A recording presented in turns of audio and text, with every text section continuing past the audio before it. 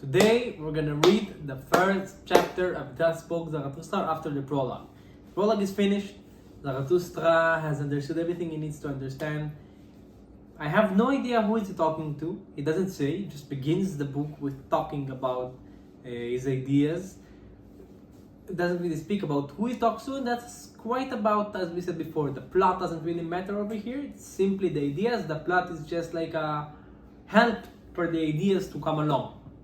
In the first chapter, he speaks about the three metamorphoses that the spirit has.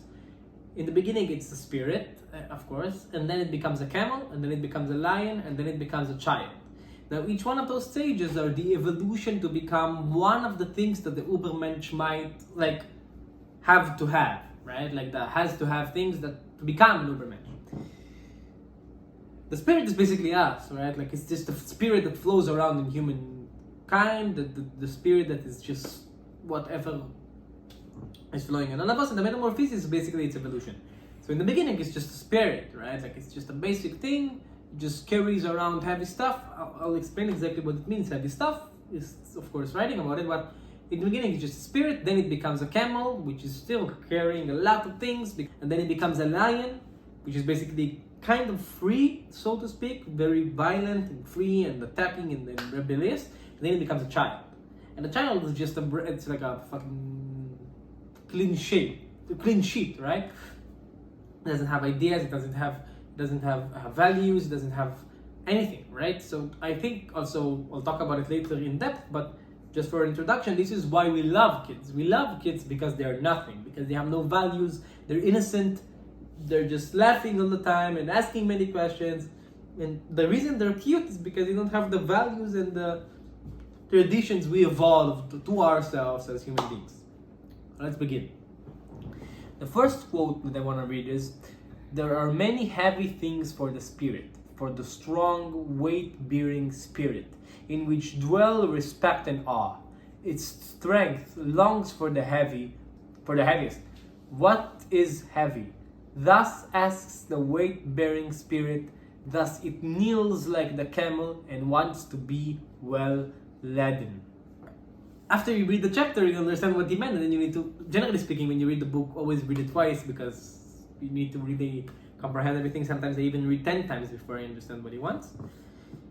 The idea over here, what he's trying to say, is that the heavy things are the values. A lot of values and traditions and ideologies and thoughts and whatever it is. Those are the heavy things that dwell of all of us in life. They're basically burying us down. Because if you're trying to do something, all of a sudden in the back of your mind, you have this value or this ideology that is taking you backwards and putting you down and telling you, no, you cannot do it. And when you cannot do something, it feels heavy. It feels heavy on the heart, feels heavy on the brain. It's like when you're thinking too much, you get a headache. When you're having a lot of then you feel emotional damage, and you feel a lot of really feel the pain in your heart. And that's because it's really making you heavy. It's a heavy load. And he keeps on and saying, to love those who despise us and to offer our hand to the ghost when it wants to frighten us. These are one of the heavy things that he speaks of. When we think about what the other person thinks, whether it's to give charities, as we said in the prologue, whether it's many values. Now for me, the value that is most personal for me from when I read this chapter now is a personal story of mine. In Israel, army is mandatory, and I didn't go to the army because I didn't want to dwell in the ideas of serving some entity that I don't really want to serve, because I was simply subscribed to it without my permission or without my need or without my wants, and to kill and to suffer and to do all of those things for something that I don't really think I can really rely on. Now, back at the time, I excused those the idea I'm not going to the army by pacifism. I said, oh, I don't want to hurt the Palestinians, I do not want to use violence, I do not want to conquer, blah blah blah. My mentor, the guy from Harvard that I talked about in the first chapter, told me that I'm just bullshitting myself with those ideas. Those are rational excuses to the emotional effect of not going to the army. And back at the time I was pissed. I was like, don't dismiss my emotions, that's what I feel. Looking backwards, he was 100% right. And this is exactly what Zarathustra says over here. Pacifism is bullshit. It's a rational excuse to being afraid of using the actual values of a human being. And he says over here in a sentence that is genius for me that I read, to love those who despise us and to offer our hand to the ghost when it wants to frighten us. This is a heavy load. Why will you give your hand to the ghost who wants to frighten you? And why will you want to help the one who despises you? That is pacifism in its purest form, and that's insane. And for me, it just resonates very personally. But of course, all of the heavy values are heavy values. Now, that is the camel, right? The camel wants to take all of this heavy load. Then the camel becomes the lion. The lion is, the spirit here becomes a lion. It wants to capture freedom and be lord in its own desert. It seeks its ultimate lord. It will be an enemy to him and to its ultimate god. It will struggle for victory with the great dragon. What is the great dragon which the spirit no longer wants to call Lord and God? The great dragon is called Thou shalt. But the spirit of the lion says, I will. Now, the lion wants to fight with the Lord and the God, right? But what's the problem? The problem that God is dead, as we said before. There is no God anymore, because God is not our fight anymore. So who exactly is our fight? The fight is the dragon. What is the dragon says? Thou shalt. Of course, thou shalt from the Bible, the Ten Commandments. The lion is fighting with thou shalt. The lion is fighting with the traditional values that the Bible introduces us to. Why? Because the lion has I will. And what is exactly I will? Is I do my own thing. I do not do what the dragon tells me to do.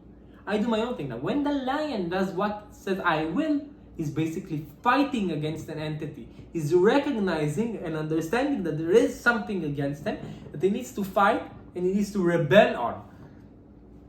This is not a nice way of living. This is on its own a heavy bearing. On its own, it's an ideology. The idea that you agree with the fact that there is something in front of you and you always being with a conflict in front of it, trying to fight it, on its own, it's a heavy bearing. There must be a better form of it. Although this is the simplest form of fighting, because you're simply acknowledging something and trying to fight it, why not go above it? And this is what the child is. Why must the praying lion become a child? The child is innocent and forgetfulness. A new beginning, a sport, a self-propelling wheel, a first motion, a sacred yes.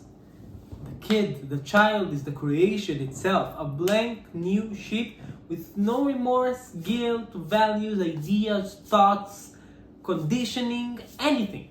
It doesn't even see it doesn't even know that the dragon exists. This is what we need to do. We need to go back to become a child. We need to go back and to understand that the dragon can shout all he wants, thou shalt, thou shalt, thou shalt.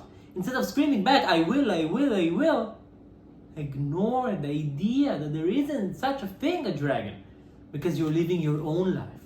Not the dragon's life, not your parents' life, and the dragon can be anything. The dragon can be your parents, the dragon can be your friends, the dragon can be society, the dragon can be your country, the dragon can be whatever it is. You do you. I'm not saying don't go to the army. I'm not saying don't do this and this and this. All I'm saying is do what you want. If you feel for some reason, God blessed me, I don't know why, that you want to go to the army, then go. Sure.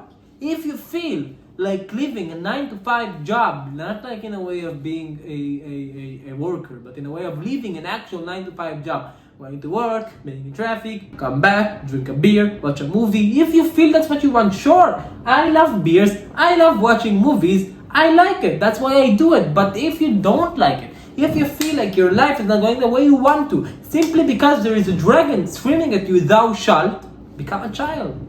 Be first newborn. Be a creation, a blank sheet. And if you're asking me, again, that's exactly the reason why we love kids. Innocent, blank sheet.